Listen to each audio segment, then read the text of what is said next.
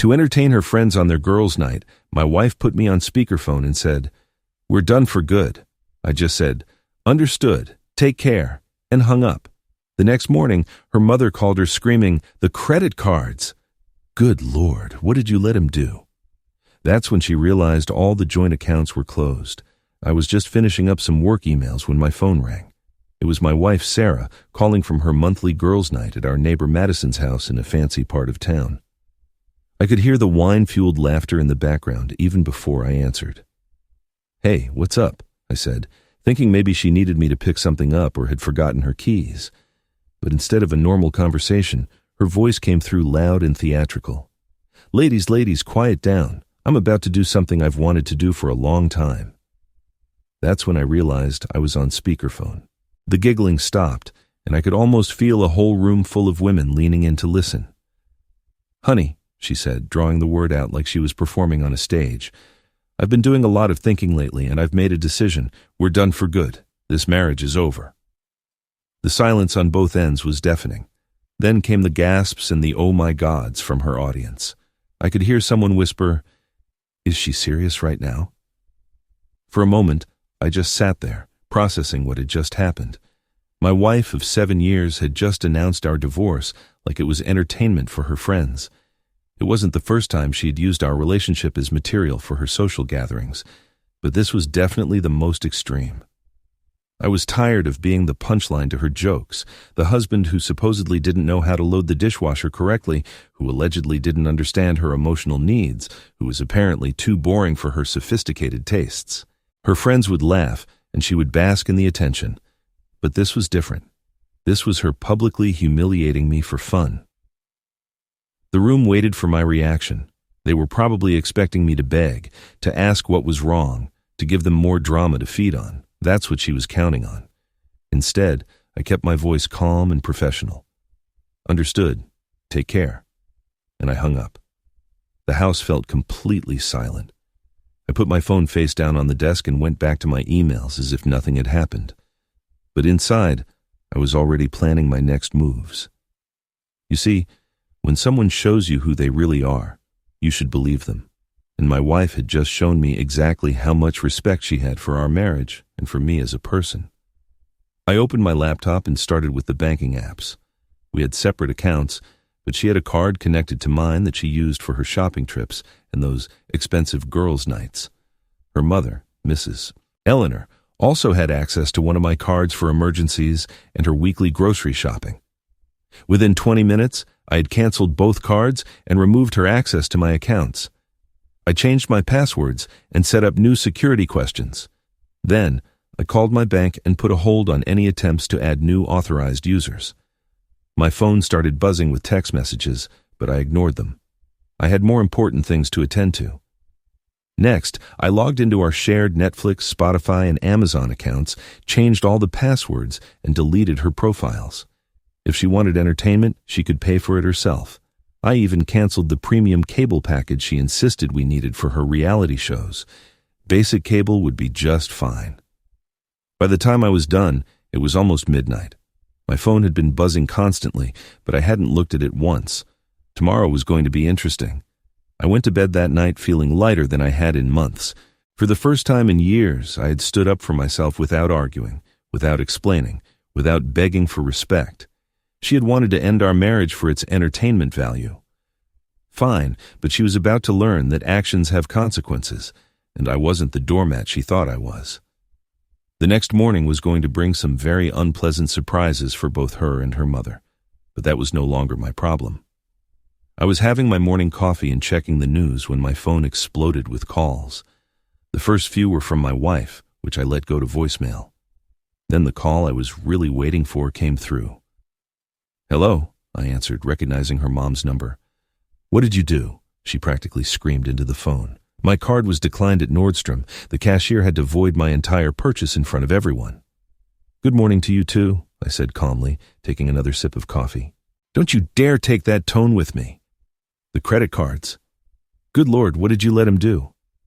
I could hear her talking to someone else in the background, probably my wife. "He's asking what happened with the accounts. She ended our marriage last night publicly for entertainment, so I just took her at her word and acted accordingly. There was a stunned silence. Then I heard a muffled argument in the background before her mother came back on the line. She says it was just girl talk. You can't just cut ties with family like this. I'm not family anymore, remember? She made that very clear to a room full of people. Now she gets to experience what that really means. I hung up and immediately blocked both numbers. My phone showed 17 missed calls and 43 text messages, but I wasn't interested in any of it. Around noon, she showed up at the house.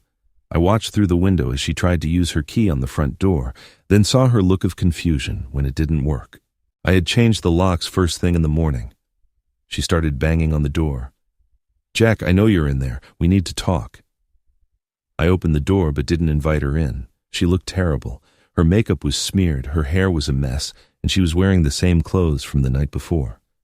What is wrong with you? She demanded. You humiliated me in front of everyone. I humiliated you? I almost laughed. You announced our divorce to a room full of people like it was a comedy routine. You humiliated yourself. I wasn't serious.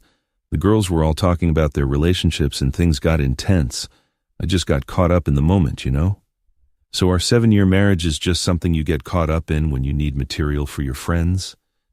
She tried to push past me into the house, but I stepped back and started to close the door. You can't keep me out of my own house. This is my house. My name is on the deed. You wanted out of this marriage, so you're out of everything that comes with it. But where am I supposed to go? My mom is furious with me. I can't afford my own place right now. Sounds like you should have thought of that before your little performance last night. The tears started to flow, but they felt calculated. She had used crying to manipulate me for years, and I wasn't falling for it anymore. Please, just let me in so we can talk about this like adults. Adults don't publicly humiliate their spouses for a few laughs. Adults don't treat their marriage like a reality show. We're past the talking stage. But I love you. Last night didn't mean anything. Last night meant everything. It showed me exactly how you see me in this marriage. Thanks for the clarity. I started to close the door, but she jammed her foot in the way. You're being ridiculous. Just because I said some things when I was drinking doesn't mean I want a divorce.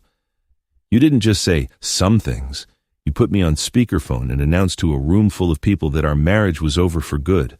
Those were your words, not mine. Fine, I'm sorry. There, I've apologized. Now, let me in. The entitlement in her voice was astonishing, as if a simple apology could undo a public humiliation. An apology doesn't fix this. You chose to end our marriage as entertainment for your friends. I'm simply honoring your decision. This is insane. You can't just decide our marriage is over because of one stupid comment. I didn't decide anything. You did last night in front of witnesses. I'm just the one taking it seriously. She finally moved her foot and I shut the door. Through the window, I watched her stand there for another 10 minutes, alternating between crying and yelling at the closed door. When she finally left, I went back to my coffee and opened my laptop. I had an appointment with a lawyer scheduled for tomorrow morning. My phone buzzed with another blocked number trying to call, probably one of her friends trying to mediate, but there was nothing to mediate. She had made her choice, publicly and dramatically. Now she was learning that actions have consequences, and not everything can be fixed with tears and apologies. The funny thing was, I felt more peace than I had in years. The lawyer's office was exactly what I expected, professional, quiet, and expensive. But after 7 years of marriage, I knew what I was up against, and I wanted everything done by the book. So she announced the divorce publicly, and you're taking her at her word. The lawyer reviewed my notes as he sipped his coffee. Exactly. I want a clean break. No joint debts, no shared responsibilities. She wanted out, so she's all the way out. Any children or shared properties? No kids. The house is in my name only. Both cars are in my name. She has her personal belongings and whatever is in her individual checking account, which, last I checked, was about $200. He raised an eyebrow. She doesn't work? Part-time at a boutique in the mall, maybe 15 hours a week. She always said my income was enough for both of us. Well, that's about to change. I left the office feeling confident in my position. Everything was documented, recorded, and filed correctly. There was no room for misunderstanding or manipulation. When I got home, she was waiting by my car in the driveway. She had clearly put some effort into her appearance today. Full makeup, a nice dress, the whole 9 yards. The manipulation playbook was in full swing. "We really need to talk," she said, walking over. "There's nothing to talk about. I have a meeting with my lawyer this afternoon to finalize the paperwork." Her face went pale. "A lawyer? Are you really serious about this?" "You announced our marriage was over for good. I believed you. Why wouldn't I be serious?" She tried a different tactic, reaching out to touch my arm. "Babe, I was drunk. The girls were all being dramatic about their own relationships, and I got carried away. You know how it is with wine and a herd mentality." I pulled away from her touch.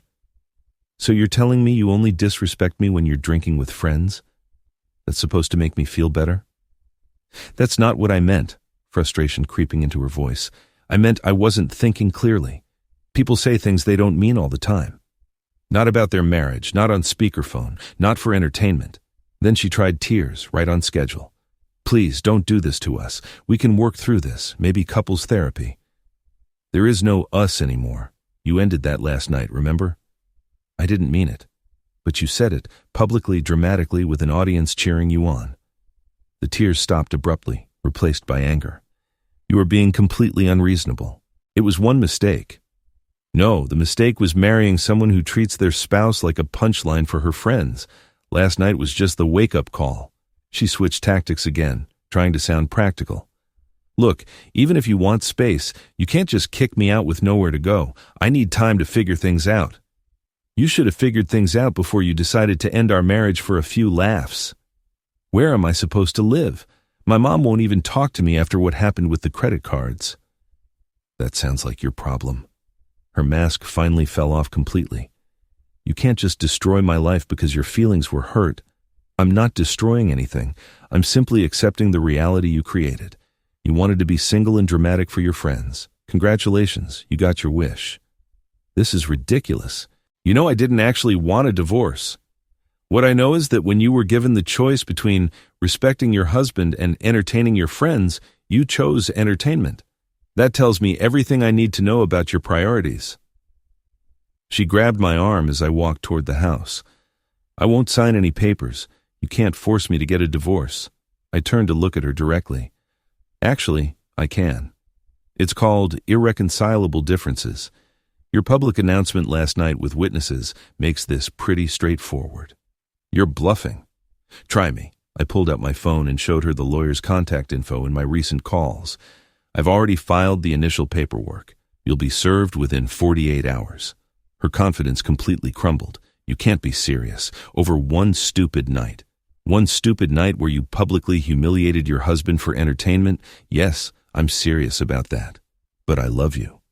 You love the lifestyle I provided. You love having someone pay your bills while you work 15 hours a week. You love having someone to make fun of with your friends. You don't love me." She stood there speechless as I went into the house and locked the door. Through the window, I watched her sit in her car for 20 minutes, probably calling her friends for advice. But her friends had already had their entertainment. Now they would move on to the next drama, and she would be left to deal with the consequences of treating her marriage like a reality show. My phone buzzed with a text from the lawyer. "Papers will be ready tomorrow morning." The divorce papers were served at her retail job 3 days later. I wasn't there to see it, but news travels fast in a town like this. By the time I stopped by the Home Depot that afternoon, the cashier was giving me a sympathetic look. "Heard you're going through a rough patch," he said as he rang up my purchase. "My wife mentioned something about some girls' night drama." "Just taking care of some loose ends," I replied, keeping it simple. The truth was starting to spread through our social circle, and it wasn't the version she'd been trying to sell. Her friends from that night were apparently less supportive than she expected. I ran into one of them, Valerie, at Whole Foods. She approached me hesitantly as I was picking out vegetables. "Hey, Jack, I just wanted to say I'm sorry about what happened the other night. It was really awkward for everyone." I appreciate that. For what it's worth, most of us thought Sarah went way over the line. Nobody knew she was going to put you on speaker like that. But nobody stopped her either. She looked genuinely ashamed. "You're right. We should have. It just happened so fast. And then when you hung up, she started crying and saying she didn't mean it." "Interesting. She seemed pretty sure of herself when she was performing for you all." "That's the thing. It felt like a performance, like she was trying to one-up everyone else's relationship problems with more drama. I nodded and went about my shopping. The conversation told me everything I needed to know. Even her own friends recognized the situation for what it was. Later that week, I got a call from my brother-in-law, Richard. Man, what the hell happened? Sarah has been calling my wife, Laura, non-stop, crying about how you've gone crazy. She announced our divorce publicly for entertainment. I took her seriously. Now she's upset that there are consequences. Wait, she actually said she wanted a divorce? Word for word, we're done for good. This marriage is over. On speakerphone in front of witnesses. He was silent for a moment. And now she's saying you're overreacting? That's the current story, yes. Damn. My wife's been feeling bad for her. But if that's what really happened, it is. I've got nothing to gain by lying about it. After that call, his sister stopped answering her texts. The family support she was counting on started to evaporate as people heard the real story. Her mother finally called me directly, using a different number I hadn't blocked yet. I need to understand what happened, Mrs. Eleanor said, sounding exhausted. She's been here for a week, crying constantly, saying you've turned everyone against her. I haven't said anything that isn't true. She ended our marriage publicly. I accepted it, and now she wants to pretend it never happened. But surely you two can fix this. Young people say things they don't mean all the time. She's 32 years old. She's old enough to be responsible for her words and actions. She made a mistake. She made a choice, a very public and deliberate choice to humiliate her husband to entertain her friends. There was a long pause. What do you want from her? Nothing? I want her to live with the consequences of her decision and stop trying to manipulate everyone into believing she's the victim here. She's my daughter, Jack. I have to help her. That's your choice. But helping her avoid accountability isn't really helping her. The call ended shortly after, but I could tell even her mother was starting to see through her victim act. The social isolation was hitting her hard. Her work friends avoided the drama. Her girls' night group was awkward around her, and her family was asking uncomfortable questions. Meanwhile, my life was improving by the day. I'd started going to the gym again, something I'd stopped doing because she always complained about how much time it took. I'd lost almost 15 pounds, was sleeping better, eating better, and generally felt more like myself than I had in years. People in town treated me with more respect, too. Word had gotten around about how I'd handled the situation, and the consensus seemed to be that I'd done the right thing. At the bank, the teller mentioned that several people had asked about me. They say you handled a tough situation with a lot of class. I just took someone at their word, I replied. Well, it's refreshing to see someone who doesn't put up with disrespect. Good for you. That weekend, I saw her at the mall where she worked. She looked tired and stressed, probably from dealing with the reality of supporting herself on a part-time retail salary. She saw me and started walking my way, but I just gave her a polite nod and kept going. No drama, no conversation, just basic courtesy. I heard later she'd broken down in tears at work after that encounter, but that wasn't my responsibility anymore. She had wanted to be single and dramatic. Now she was getting exactly what she'd asked for. 2 weeks later, I was having lunch at our usual Sunday spot in a popular part of the city when she walked in. But this was no coincidence. She had clearly planned it. She was dressed to impress, her hair was done, and she was wearing her most charming smile as she approached my table. What made it obvious was the timing. She had waited for the restaurant to fill up with the after-church crowd. People we both knew were scattered around the dining room. "What a surprise seeing you here," she said, loud enough for nearby tables to hear. "Mind if I sit?" I gestured to the empty chair across from me. "It's a free country." She sat down and immediately started her performance. "I've been doing a lot of thinking these past few weeks, and I realize how much I've missed you." Several people were already watching our table. She was counting on social pressure and public sentiment to force some kind of reconciliation scene. I took a sip of my coffee and waited. "Yes, and I think we should try to work things out. What happened that night was a huge mistake, and I've learned from it." Her voice was getting louder, more emotional. The couple at the next table was openly staring now. "I love you so much, and I know we can get through this if we just try. Please don't throw 7 years of marriage away over one bad night." The tears started to flow, right on schedule. She was really putting on a show, probably hoping the public pressure would make me look like the bad guy if I didn't respond positively. I put my coffee down and looked at her directly. My voice was quiet, but clear enough for anyone listening to hear. Let me make sure I understand this correctly. You want to reconcile with the man you publicly announced you were divorcing for good? The man whose marriage you ended for entertainment value in front of a room full of witnesses? Her face started to flush. This wasn't going the way she'd planned. That was a mistake, she said, her voice softer. No, a mistake is forgetting to pick up milk at the store. What you did was make a deliberate choice to humiliate your husband for a few laughs. There's a difference. The restaurant had gotten noticeably quieter. People were definitely listening now. Please, let's just give us another chance. I promise I will never do anything like that again.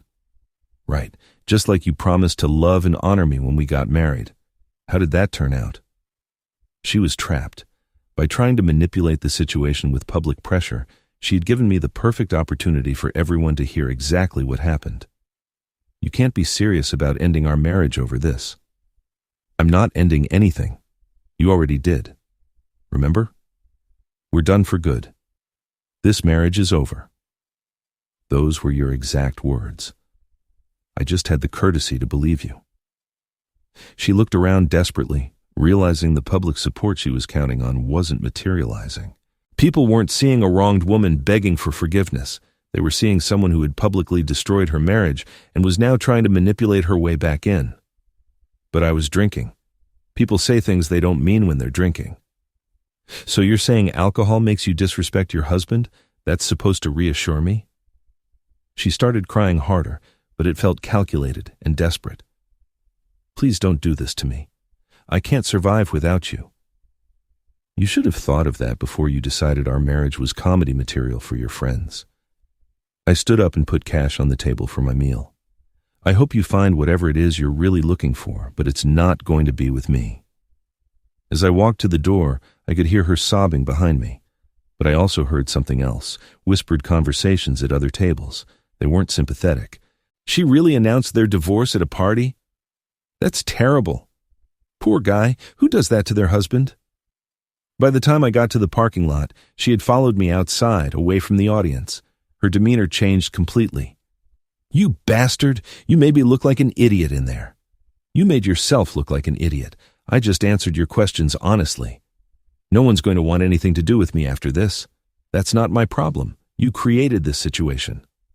I hate you, she screamed, loud enough for people walking to their cars to hear. And there's the real you, I said calmly. The one who hates her husband when she doesn't get her way. Thank God I don't have to live with that anymore. I got in my car and drove away, leaving her standing in the parking lot. By trying to force a public reconciliation, she had instead given me the perfect platform to set the record straight. Her last-ditch desperate play had backfired completely. Now everyone in the area knew the full story, and she'd lost whatever little sympathy she had left. The game was over, and she had checkmated herself. 3 months later, the divorce was final. I sat in my lawyer's office signing the last of the paperwork, feeling nothing but relief. Clean break, he said, sliding the documents across his desk. She gets her personal belongings and whatever was in her individual accounts. You get the house, both vehicles, and all other assets. No alimony, no shared debts.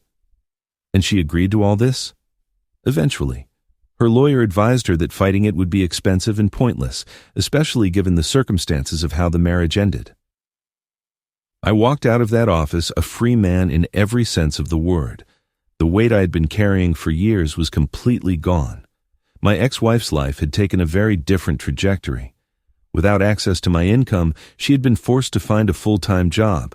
Last I heard, she was working 2 jobs just to afford a studio apartment in a less glamorous part of town. Her mother had gotten tired of supporting her and had given her an ultimatum to become self-sufficient. The social fallout had been long-lasting, too. Her girls' night group had quietly excluded her from future gatherings. No one wanted to be around someone who treated their personal relationships like entertainment for others. Trust, once broken like that, doesn't mend easily. I'd seen her a few times around town, always from a distance. She looked tired, stressed, and significantly older than her 32 years. The reality of supporting herself without a safety net had hit her hard. Meanwhile, my life had completely transformed. I'd dropped almost 15 pounds at the gym, started eating better, and was sleeping through the night for the first time in years. The constant tension that had become normal in my marriage was completely gone. I had also reconnected with friends I'd lost touch with during the marriage. Work buddies who had stopped inviting me out because she always found reasons I couldn't go. Old college friends who had given up trying to stay friends with someone whose wife made every gathering awkward with her need for attention and drama. The house felt different too. Peaceful. I could watch what I wanted on TV, eat dinner when I was hungry, and enjoy my weekends without navigating emotional minefields or manufactured dramas. The financial stress was gone overnight without her shopping habits, spa treatments, and expensive girls' nights. I was saving more money than ever. I'd even started looking at vacation destinations, something I hadn't been able to afford when I was supporting 2 people on one income. 6 months after that night, I ran into one of her old friends at a Starbucks downtown. She approached me hesitantly. "I heard the divorce was finalized," she said. "I just wanted you to know that we all feel terrible about that night. We should have stopped her." "Water under the bridge," I replied, "but I appreciate you saying that." "For what it's worth, I think you handled the whole thing with a lot of class. Most guys would have made it ugly." No point. She showed me who she really was, and I believed her. Everything after that was just paperwork. She nodded thoughtfully. "She's been reaching out to a few of us, trying to rebuild friendships, but it's hard to trust someone after something like that." "Understandable. Are you doing okay? You look great." I was better than okay. For the first time in years, I felt like myself again. "Yeah, I'm great, actually." And I meant it. That night, when she announced our marriage was over for good, had been the best thing that ever happened to me. It had freed me from a relationship I hadn't even realized had become toxic. Her attempt to humiliate me for entertainment had backfired in the most spectacular way possible. Instead of getting laughs from her friends, she had lost her marriage, her financial security, her social circle, and the respect of her family. But more importantly, she had given me my life back. I had learned something valuable about respect, boundaries, and self-worth. When someone shows you they don't value you, believe them the first time. Don't wait for them to prove it over and over again. As I drove home that evening, I felt grateful. Grateful for her honesty that night, even if she didn't mean to be honest. Grateful for the courage to take her at her word, and grateful for the chance to build a better life without someone who saw my dignity as negotiable. She had wanted drama and entertainment. Instead, she had given me freedom and peace. Sometimes, the best revenge is just living well.